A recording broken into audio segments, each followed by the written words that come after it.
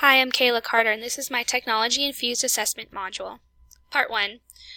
So before taking this course, some perceptions I had about teaching English language learners were that I would need to spend more one-on-one time with them in the classroom because their parents cannot help them at home, maybe because they do not have the adequate knowledge and because they're new to this country. Which brings me to Part 2, Common Misconceptions for ELLs. Number 1, all ELLs are immigrants. False. The Office of English Language Acquisition published a profile that stated that 57% of all ELLs were born in the United States. Number 2, English language learners' parents do not speak English. That's false. Professor Trevino said in a lecture from week 2 that 25% of children were raised in homes where English is the language being used. Number 3, all ELLs are fluent in their native language. False. James Cummins' threshold hypothesis explains that students do not come to school proficient in their L1. Social English proficiency is the same as academic proficiency. That's false. Social English proficiency, also known as BICS, is a social communication where there is little academic demand. Number 5. Using their native language at school will keep them from acquiring English language proficiency.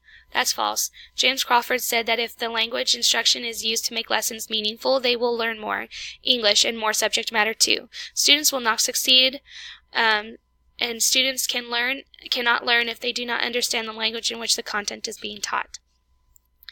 Part 3, after taking this course, 5 concepts I've learned were number 1, ELLs will excel in school if we continue their L1 acquisition. And here's some stuff from the book, if you guys want to check it out on your soft copy.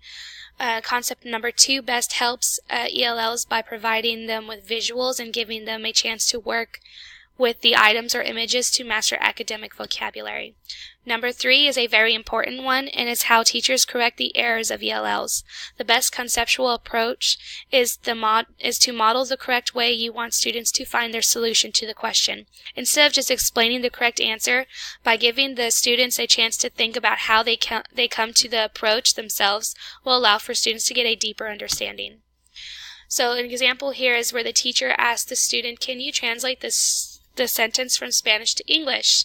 And then you say, "Do you notice how the preposition with corresponds with the Spanish con?" And then for concept number 4, the cognitive apprentice model was where the teacher acts like the craftsman and you want to teach like you're teaching your apprentice. And then number 5 is for cooperative learning.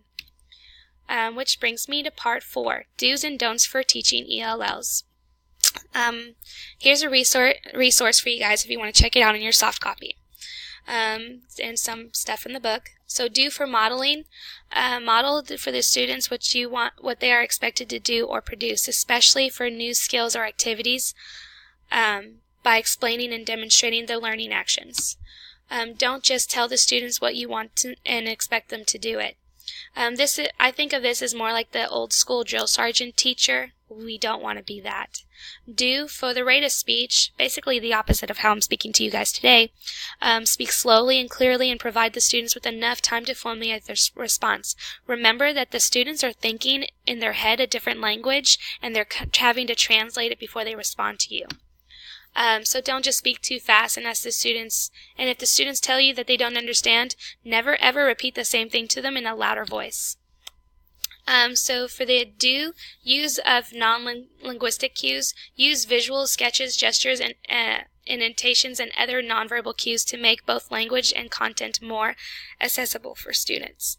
Don't just stand in front of the classroom and lecture them and rely on the textbook as your visual aid. Do for giving instructions, give verbal and written instructions. Don't act surprised if your students are lost when you haven't clearly written and explained step-by-step directions. So check for understanding. Do regularly check your students for understanding if they're understanding the lesson. One thing you can say is, "Please put your thumbs up, down, or sideways to let me know if this is clear. And it's perfectly fine if you guys don't understand or if you're unsure. I just need to know." This last phrase is essential if you guys want students to respond honestly. Don't simply ask if are there any questions? This is not an effective way to gauge your students' thinking, and waiting until the end of class to see what people write in their learning logs does not provide timely feedback. Also, don't assume that your students understand because they are smiling and nodding their heads. Sometimes they're just being polite. So encourage language development at home. So you want to encourage them to continue building their literacy skills in their home language. Don't ban the use of their native language in your classroom. You want to create a positive learning environment where the students feel safe to take risks and make mistakes. And this is it for me. I hope you guys enjoyed it. Here's my Works Cited page.